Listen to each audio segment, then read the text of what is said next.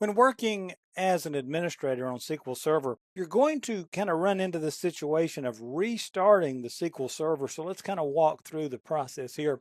There's going to be a lot of things that you do, and you'll want to kind of do just a little bit of research ahead of time to see if this is going to require a restart of the SQL Server. Now, one of the things that Microsoft does with every new release of all of their products is try to find ways to reduce the number of required restarts. These things are just inefficient and expensive in terms of resources, in terms of functionalities for the users. Obviously, if we're going to restart the SQL Server, we have to let everybody know. They have to be out of it. We want all of our transactions to be committed and so forth or rolled back. The more efficiently we can do this, the better. But still, there are some things still in SQL Server you just have to do a restart on, one of which we've done already in the course here, and that is we changed the authentication mode. There's a couple of easy ways to restart SQL Server, and I'll just step you through this. And we're just going to jump out into the SQL Server Management Studio and then later into Services and take a look at restarting SQL Server. I'm going to jump out into the SQL Server Management Studio. And first of all, you'll notice on your Object Explorer here, in the Object Explorer window inside the SQL Server Management Studio, we have our server level right here. Now you'll notice there's a little icon right here, this little green icon. And when you see this, this tells you that the SQL Server is running. If you ever have a problem and you're not seeing that green icon, you see anything red or anything, it's not running. Now, you will from time to time lose this icon. I don't know what's going on, but it does happen from time to time. You'll just see a blank space here, a little blank circle, a white circle. When that happens, close SQL Server Management Studio, reopen it, and you should see the icon back. But notice we can just simply right-click on the server and right here choose to stop or restart. I'm going to first stop it. I could just have chosen restart.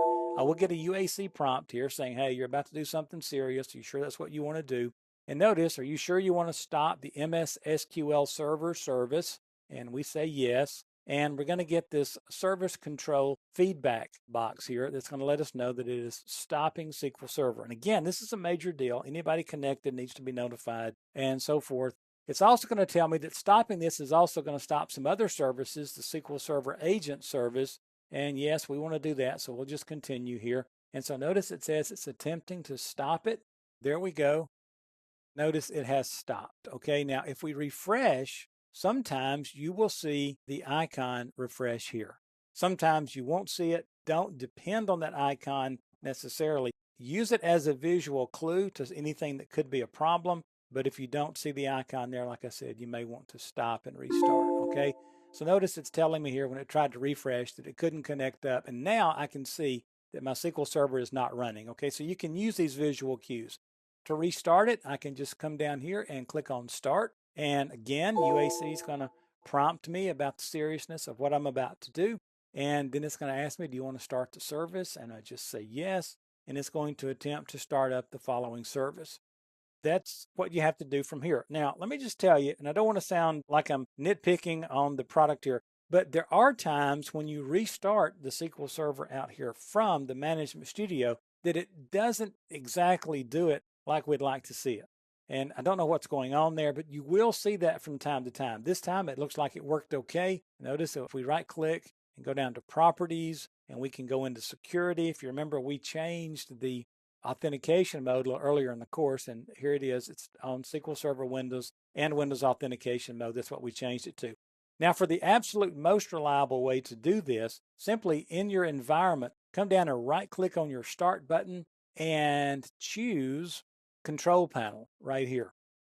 Go into Administrative Tools, just click that and open it, and then double-click the Services icon out there in Administrative Tools.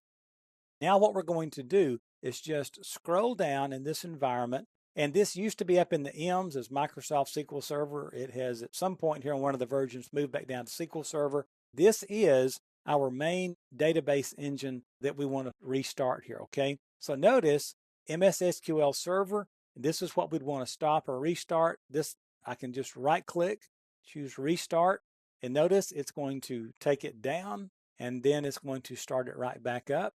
And this is probably the most reliable way to perform a restart. It is totally up to you to give them both a whirl and see which one satisfies your needs at that point in time. But if you ever have any trouble trying to restart from here, jump out there into the services icon. That's just one little trick that can save you an entire afternoon of trying to figure out what's going on. That's a quick look at how to successfully stop and restart SQL Server.